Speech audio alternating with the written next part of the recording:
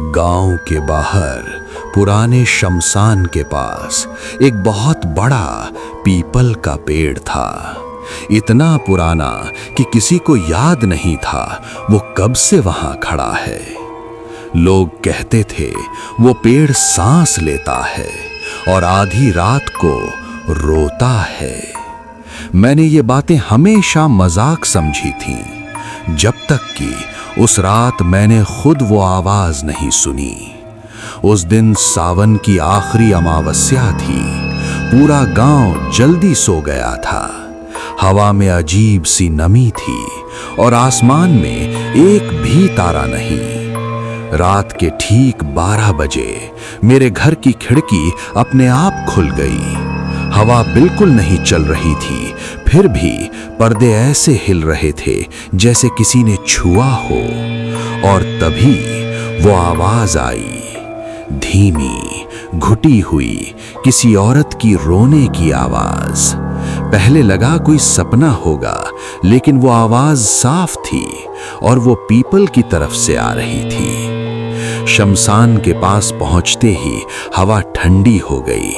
People का पेड़ सामने था। उसकी टेढ़ी मेढ़ी जड़ें जमीन से बाहर निकली हुई थीं, जैसे सूखे हाथ। और तभी रोने की आवाज तेज हो गई। पेड़ की एक मोटी शाखा से एक औरत लटकी हुई थी। सफेद साड़ी, लंबे खुले बाल, चेहरा नीचे झुका हुआ। मेरी सांस वहीं रुक गई। मैं पीछे हटने ही वाला था कि अचानक वो औरत धीरे धीरे ऊपर उठ गई, जैसे कोई अदृश्य हाथ उसे खींच रहा हो, और फिर वो गायब। मैंने आंखें मल ली, सोचा शायद भ्रम होगा, लेकिन तभी मेरे पैरों के नीचे कुछ गीला महसूस हुआ। नीचे देखा तो मिट्टी लाल थी, खून। मेरे कानों में अचानक कई आवाजें गूंजने लगीं, फुसफुसाहटें, रोना, हंसी, और फिर एक भारी आवाज, तू वापस क्यों आया? पेड़ के तने पर नाखूनों से खुरचा हुआ एक नाम लिखा था, मेरा नाम। मुझे याद आया, बचपन में मैं और मेरे दोस्त इसी पेड़ के पास खेलते थे, और एक दिन हमने एक लड़की को यहाँ अकेले रोते देखा था। उस दिन हम बच्चों ने उसे चिढ़ाया था, उसके रोने पर हंसे थे, और उसी रात उसने इसी पेड़ से फांसी लगा ली थी।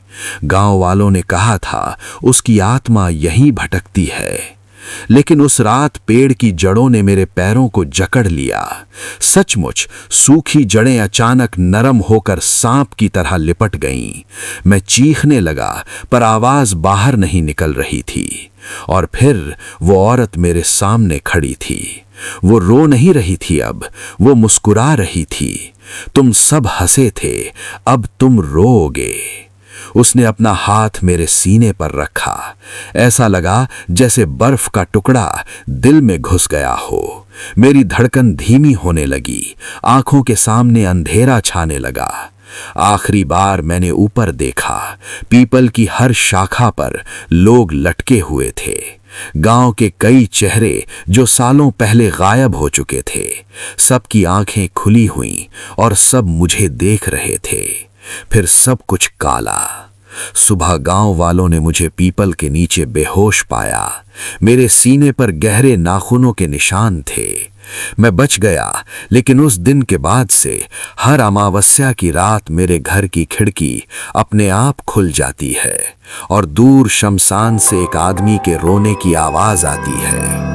लोग कहते हैं अब उस पीपल के पेड़ के नीचे एक नई आवाज भी गूंजती है, एक मर्द की, और वो मेरी है।